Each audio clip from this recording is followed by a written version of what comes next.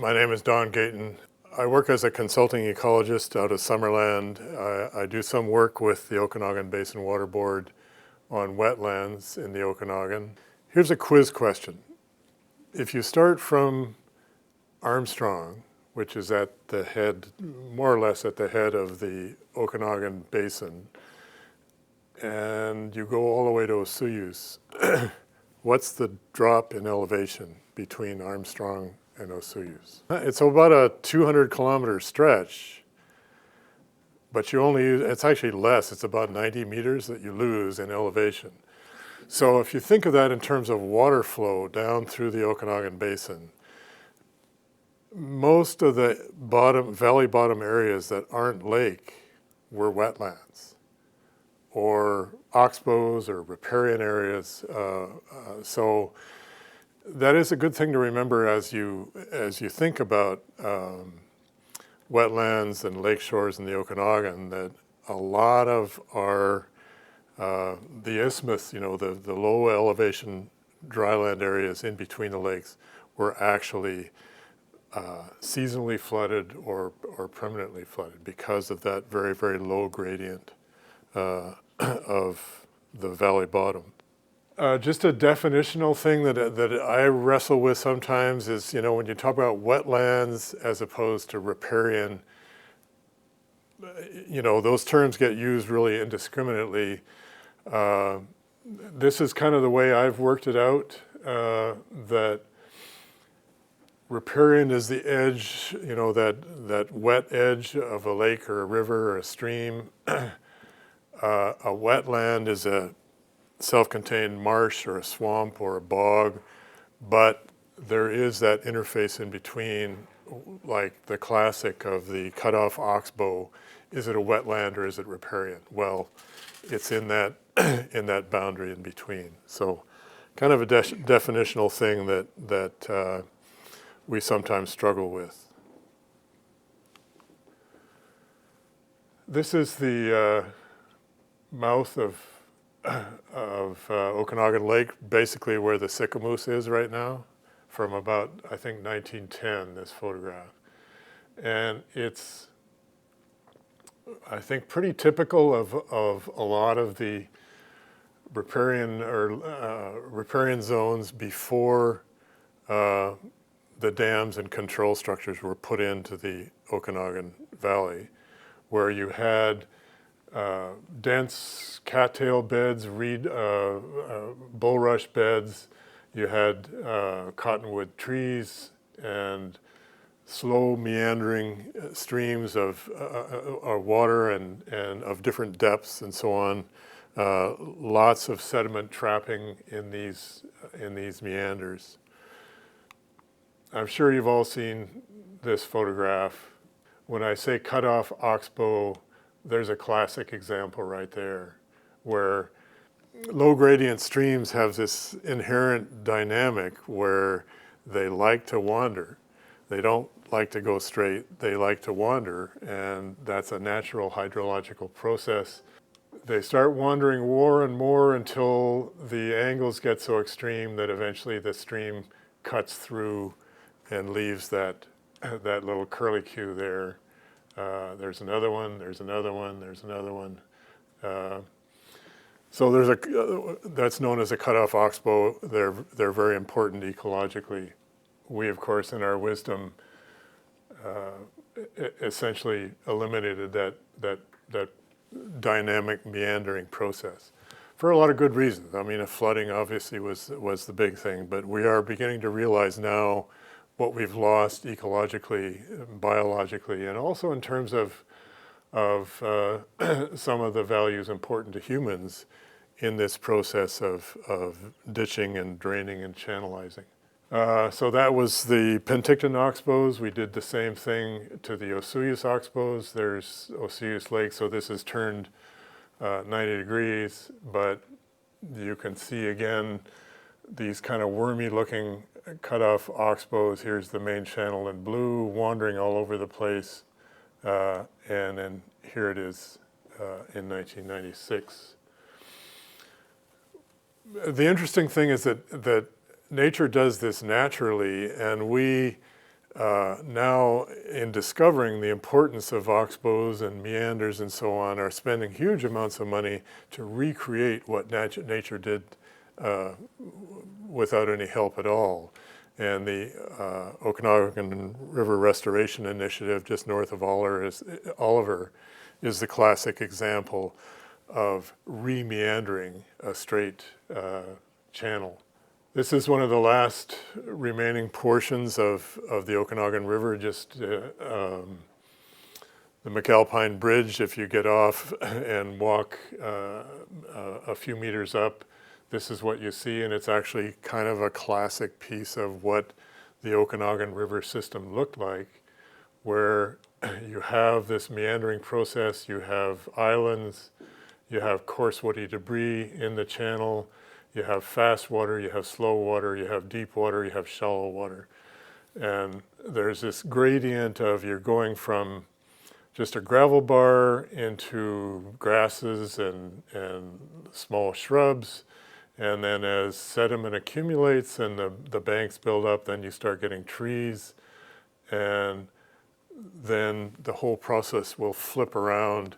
The stream will break through in another portion and the whole process starts over.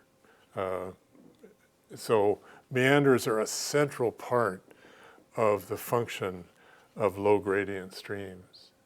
Some of you would have met Ted Lee, who was with the Ministry of Environment for many years here in Penticton, and he did a groundbreaking study before he retired, where he took contemporary, I think there were 2010 air photos, and because of his extensive knowledge of the vegetation types of the Okanagan, he focused on the riparian areas and he created, okay, this is one type of vegetation, here's another type. He classified them all in the air photos. And then he went back to a set of 1938 air photos. And surprisingly enough, there's a really excellent set of 1938 air photos of a good portion of the Okanagan. So he calculated what there was in extent of each ecosystem in 1938, and then calculated how much had been lost by 2010. And then he did something which I'm still amazed by. He did something that's forecasting, but he backcasted to 1800. Using the 2010, 1938, he was able to estimate what the total amount of these vegetation types would have been prior to European arrival. And so this is some of his data. This is the western Birch Red-Osier Dogwood riparian ecosystem, and that's kind of one I think we're all intuitively familiar with it. It's dense, you can barely walk through it. The ground's quite often wet, and the Red-Osier Dogwood is the one that has the red stems. That's such a lovely plant. This was its historical extent in 1800. You can see concentrations around Vernon, the head of the lake, a large contiguous piece in Kelowna, up the Glenmore Valley, little bits around Summerland, basically all of the Penticton area, narrow strips along the Okanagan River, and then a big chunk along the Similkameen. That's what it is in 1938.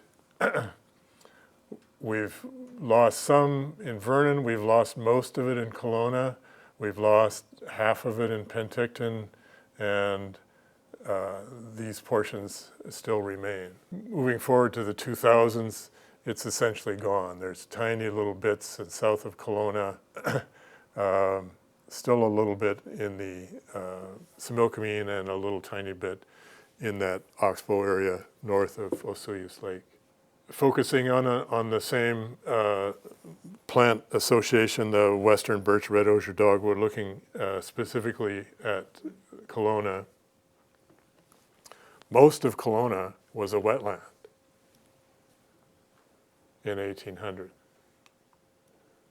And in 2005, I think that's probably a Mission Creek area there, but, and we have to remind ourselves that as a culture and as a society, we really viewed wetlands as a nuisance. You know, they were unproductive, they had bugs and nasty little creatures in them. We wanted to turn them into agriculture, we wanted to turn them into Walmart parking lots. We were bound and determined to get rid of them. There were plenty of government subsidies to drain and ditch and so on. It's only in the last decade or so where we said, wait a minute, these things actually have value. So we have to keep reminding ourselves that our social norm, our cultural values around wetlands are in a transition. We've lost 92% of that particular vegetation type or ecosystem.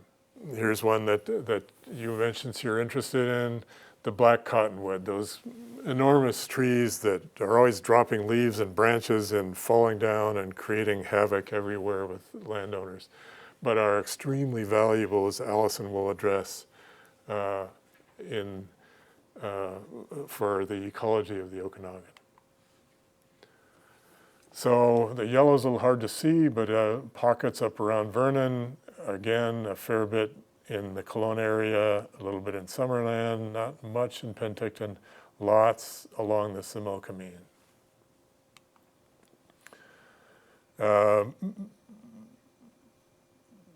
Actually, it's still fairly intact in this time.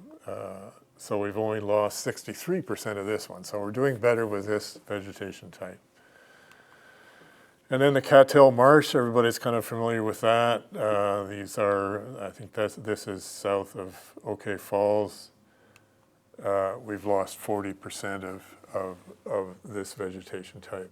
Again, as Allison pointed out, these little bulrush or cattail strips that you see very occasionally along Okanagan Lake rely on water level fluctuation to reproduce, and as a consequence, because of the dams and control structures, the water level fluctuation is much less than it was historically. These systems are largely extirpated from the shorelines of Okanagan Lake. We've lost a lot of wetlands, and this loss is not all historical. It's actually occurring right up until today. We're finally starting to turn this ship around, but a lot of the loss and conversion is quite recent. One of the things that we're doing with the Okanagan Basin Water Board is we're trying to map all of the wetlands and riparian areas of the Okanagan Basin. And I'll just direct your attention to, this is the Summerland, or the Trout Creek area. Here's Trout Creek. We've even mapped these little tiny bits of like those cattail and bulrush habitats, as well as the little ponds and marshes here and there. Each one of them has been given an ID number. We're still working on that database. We have about 4,000 or 5,000 entries. We hope at some point to find enough funding to make this publicly available so that planners and developers and biologists can make use of it. But it's a massive project.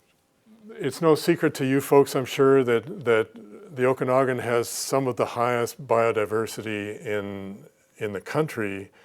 It also has the highest concentration of species at risk, and wetlands themselves are at the very top of the pyramid in terms of concentration of both biodiversity and species at risk. At last count, I think there's 117 species that are either federally or provincially listed that use wetlands for some of all of their life cycle.